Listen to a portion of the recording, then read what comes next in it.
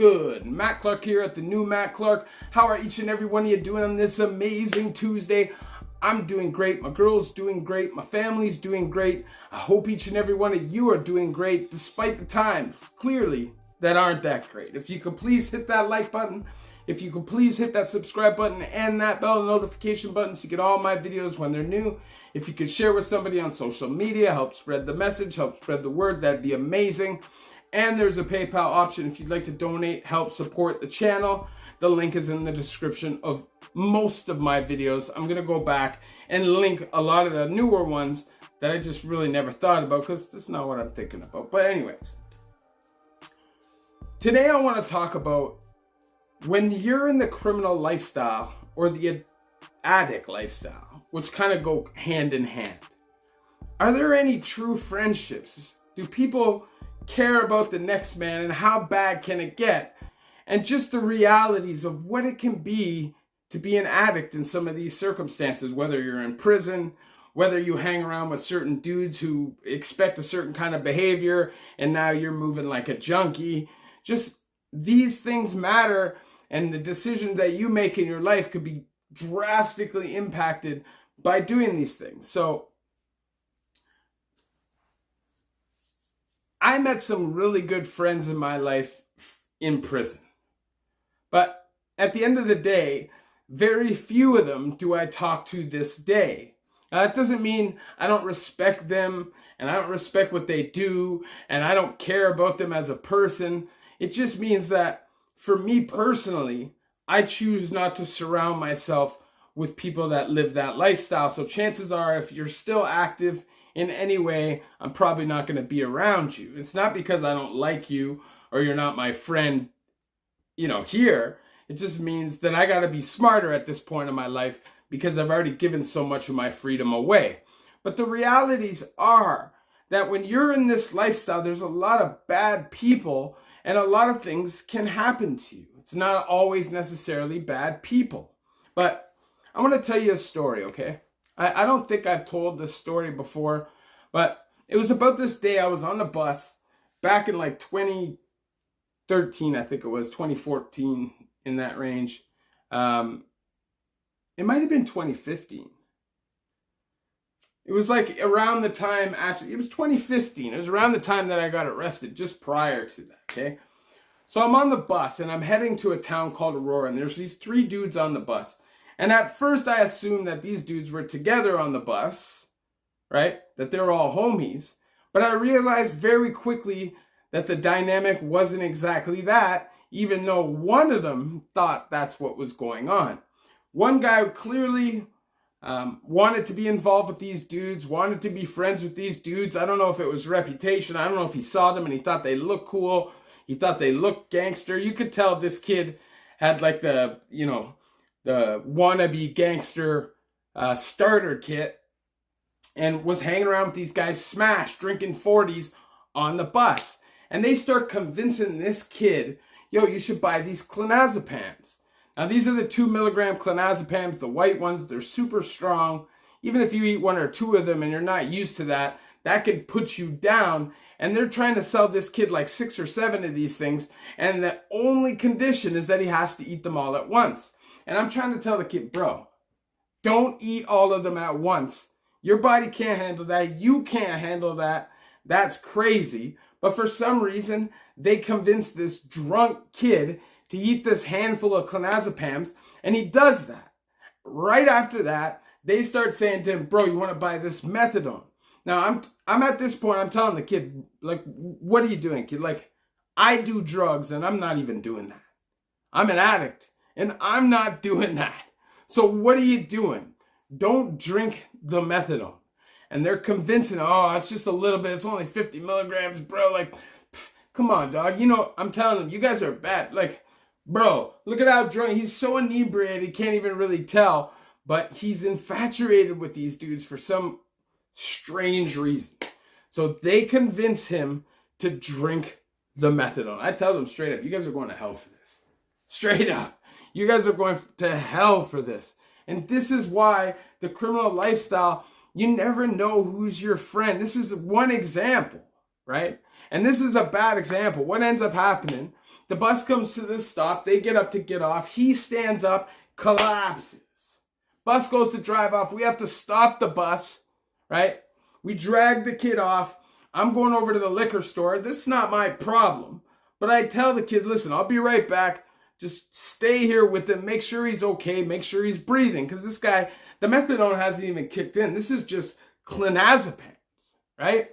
And like, I go into the liquor store. I literally come out of the liquor store. The kid is alone. And he's draped up by these feds that are just draping him up and treating him like shit. And I walked over to them and I said, he's clearly overdosing. That's clearly what's happening. There's no reason for you to be draping him up like that.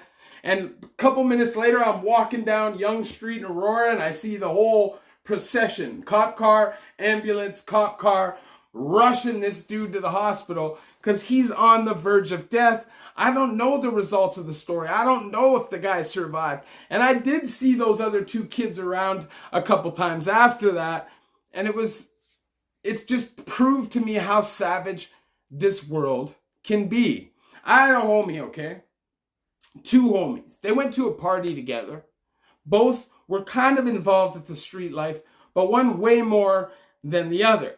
In the process of this party, some beef kicked off, some stuff happened, and one person ended up getting stabbed in the neck that I know with a bottle by somebody who I also know.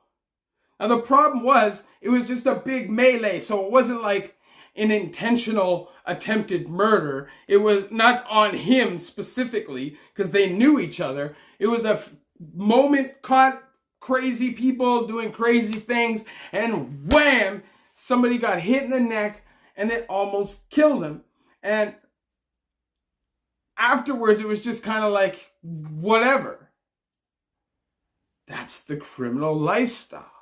Now this guy who got poked up has to choose whether this is something he wants to defend or not, but this dude just poked him, so clearly he doesn't want to defend it. So now he's got to humble himself and walk away, despite the fact that he's right. And that's just part of the criminal lifestyle. A lot of the time you can have real good friends, man. At least that you think are real good friends. But really they're plotting. I've seen it happen many a times, whether it's extortion, whether it's for some beef on the street where somebody's plotting on you just to get you at that right moment where they can take you out and take you out properly.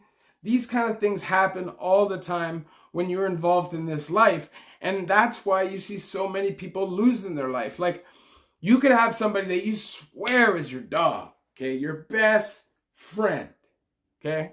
Somebody that you've been partying with, doing dope with, maybe like hanging out with for years since you're in high school, whatever. You guys have been doing scores together. All these little scores happen and everything's gravy. 50-50 down the middle. It's your partner.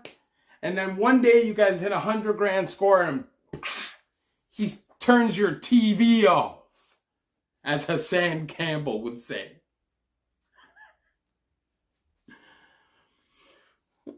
The reality is, when you live around those kind of people, your mind changes, you know.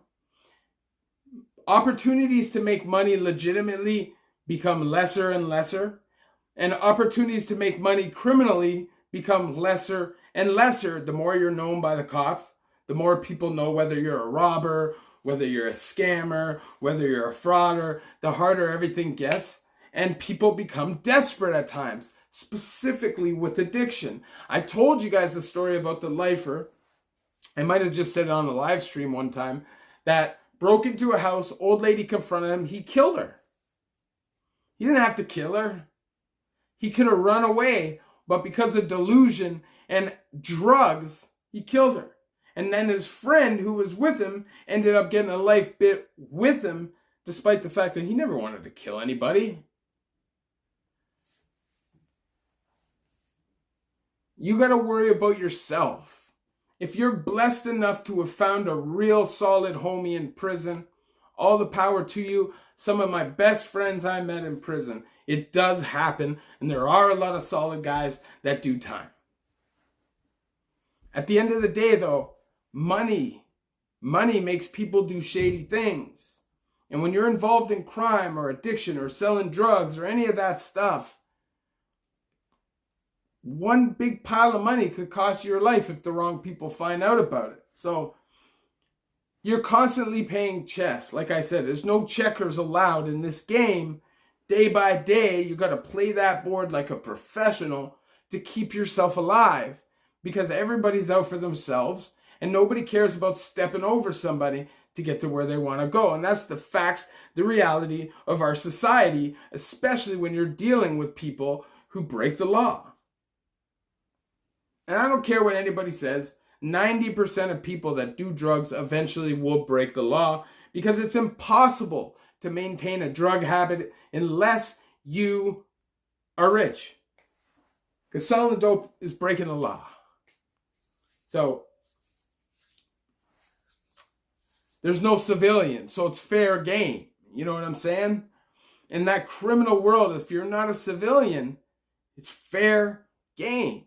Open to robbery, open to whatever could happen. So you always got to be on your P's and Q's. That's why it's much better to live a legitimate life, get a job, figure out how you can make money in many ways, invest in crypto, or figure out a way to start a small business, or do something like that where you can actually apply yourself the same way that you would if you were hustling, make money legitimately, which you're going to feel a whole lot better about, and at the same time not risking your life necessarily, because your life is always at risk in this world, legitimate or not, but a much less risk of meeting your maker because of greed or because of something along those lines. Obviously, I share my stories with you guys, so you guys don't have to go through these things yourself. If I could snap my finger, nobody's addicted to drugs. Nobody else has to go to prison. Nobody else experiences trauma or addiction or anything like that. That's what I do.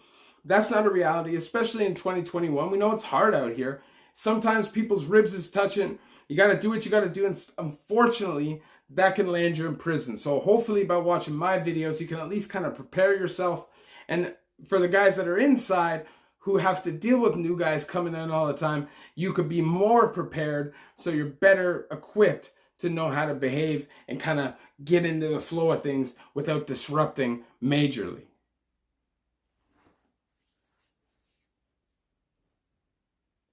There are a lot of good people that break the law because they have to, or because they feel they have to with addiction. But in that world, there's a lot of bad people. And in that world, there's not necessarily bad people, but there's bad things that can happen out of desperation. So you're constantly in the crosshairs. You constantly have to look over your shoulder.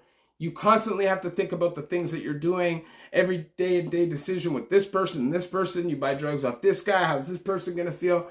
And that's just the day-to-day when you live like that.